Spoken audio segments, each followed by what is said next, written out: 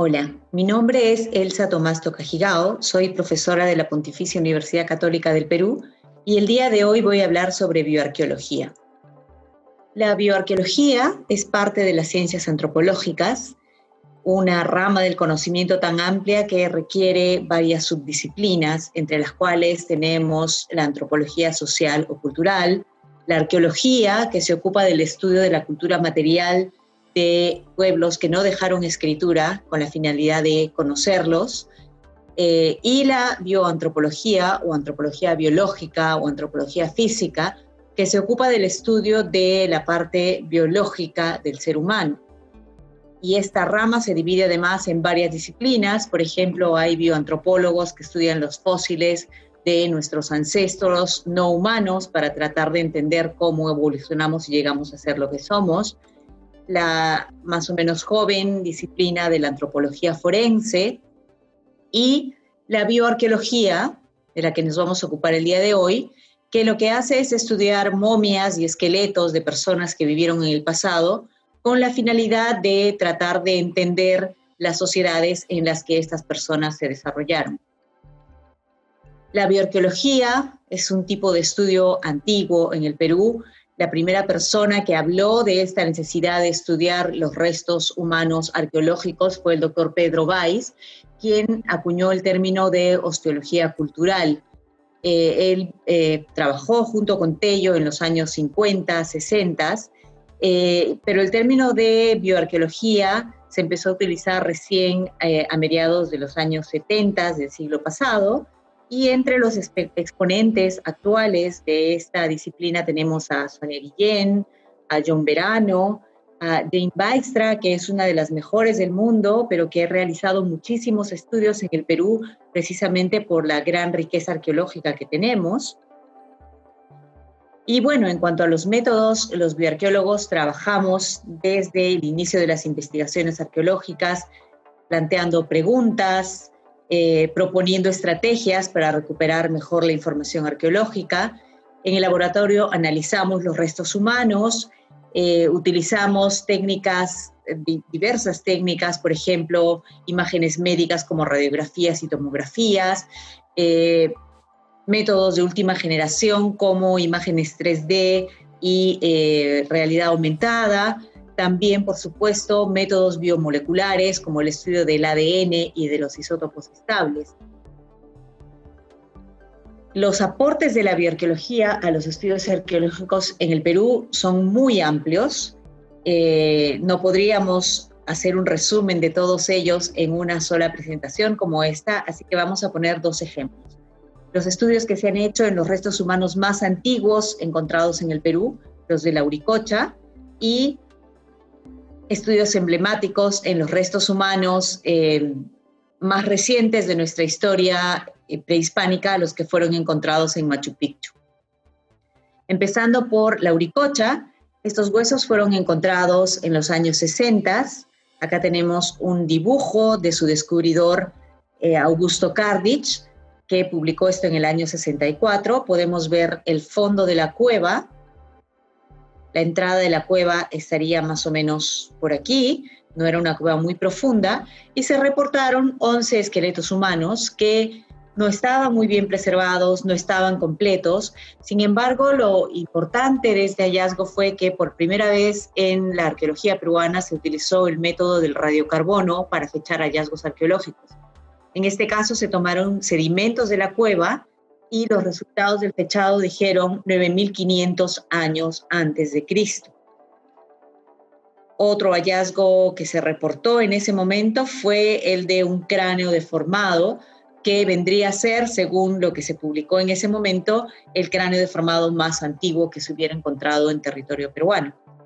Sin embargo, la bioarqueología se ha desarrollado en las últimas décadas. Cuando se hicieron estos estudios, esta disciplina no estaba tan bien desarrollada, por tanto se hacía necesario hacer un reestudio de estos restos, y de esta manera un equipo liderado por el doctor Lars Ferenc-Schmitz y con varios integrantes, entre los que se incluía la que habla ahora con ustedes y la doctora Susan Lindauer,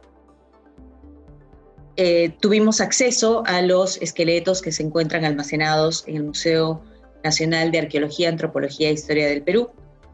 Encontramos allí 3 esqueletos incompletos de adultos, un cráneo incompleto de otro adulto y un esqueleto incompleto de un infante.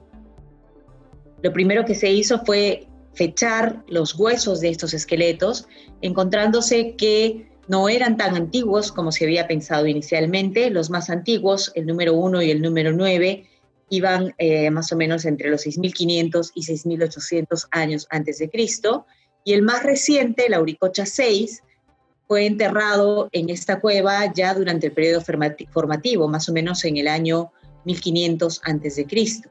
Y el cráneo deformado que se reportó en ese momento corresponde a este esqueleto, por tanto no era tan antiguo y tampoco era exactamente una deformación porque al parecer hubo una fractura durante el enterramiento que produjo esta forma no natural, que no era una deformación intencional realizada en la época en que vivió este individuo. Vamos a centrarnos entonces en los resultados de estos estudios recientes en los esqueletos de la Auricocha. Demostramos o encontramos que el esqueleto del adulto correspondía a una mujer. El sexo del niño se pudo determinar con ADN, era de sexo masculino, tenía de 2 a 4 años de edad cuando falleció. En el caso del esqueleto de la mujer encontramos varias lesiones de osteoartritis en sus huesos. Esta es una enfermedad degenerativa que se relaciona o bien con la edad o bien con un sobreuso de las articulaciones, y en este caso podría estar relacionado con que estos individuos tuvieron que enfrentar un ambiente difícil en las alturas de Huánuco a los inicios del Holoceno. Algo que ya había reportado Cardish es que estos esqueletos tenían desgaste dental muy pronunciado, y esto se relaciona con el tipo de dieta que tenían los cazadores-recolectores. Comían alimentos muy poco procesados, lo cual desgastaba muy rápidamente los dientes. También en el caso de esta mujer no se encontraron caries, lo cual indica que no comían carbohidratos, o en todo caso eran muy pocos carbohidratos los que se incluían en la dieta. Además se encontró que la mujer tenía en su ADN marcadores que indican susceptibilidad de sufrir de enfermedad aguda de montaña. Esto significa que si ella hubiera bajado la costa y hubiera vuelto a subir a las alturas de Huánuco, seguramente hubiera sufrido de soroche. En el caso del niño no se encontró este marcador. Por otra parte, se pudo ver que no estaban relacionados genéticamente, no eran madre e hijo. Ambos eran del grupo sanguíneo O, que es el grupo más común entre poblaciones aborígenes de las Américas. Y ambos tenían además marcadores genéticos que indican propensión a la impulsividad y a tener conductas de riesgo. Y es posible que este tipo de comportamiento tuviera algún tipo de ventaja al enfrentar situaciones o ambientes difíciles como los de los cazadores-recolectores en aquella época. Pasando ahora a los restos de Machu Picchu, sabemos que en Machu Picchu existían muchas cuevas que contenían restos humanos y que fueron excavadas y estudiadas por el equipo de Hiram Bingham, particularmente por George Eaton, a quien vemos en esta foto dentro de una de las cuevas junto con su equipo de excavadores.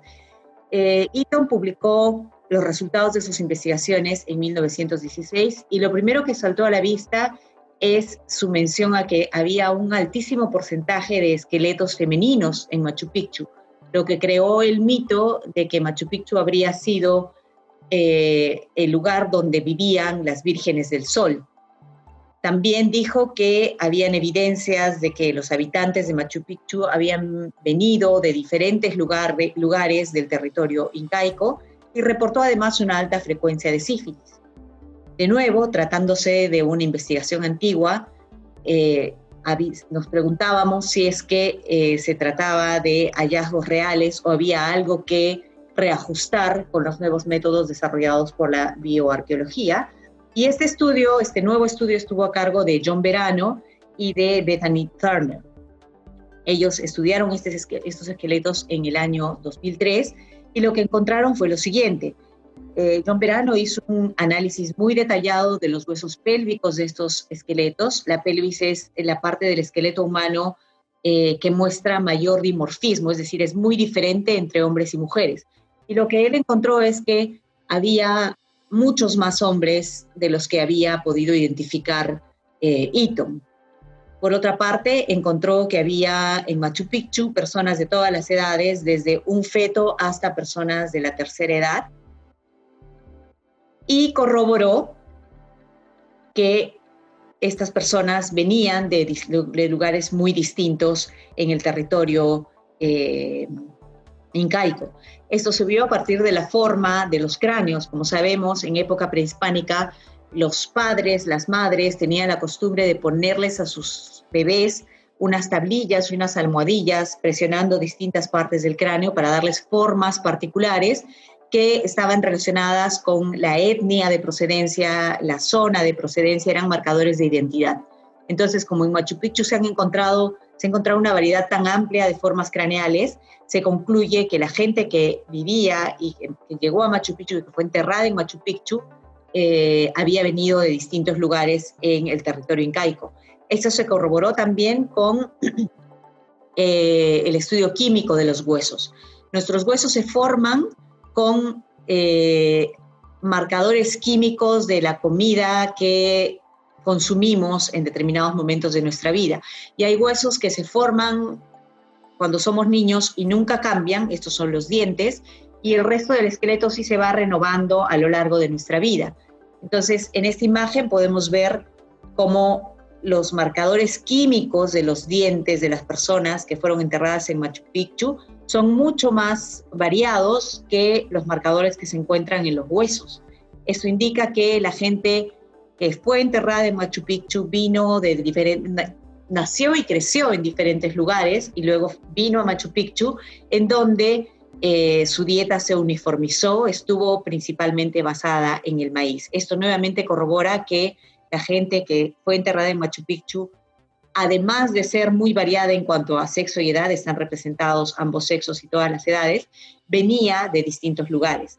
Por otra parte, lesiones en los huesos similares a las que podemos ver en esta fotografía indicaron que en Machu Picchu existía tuberculosis.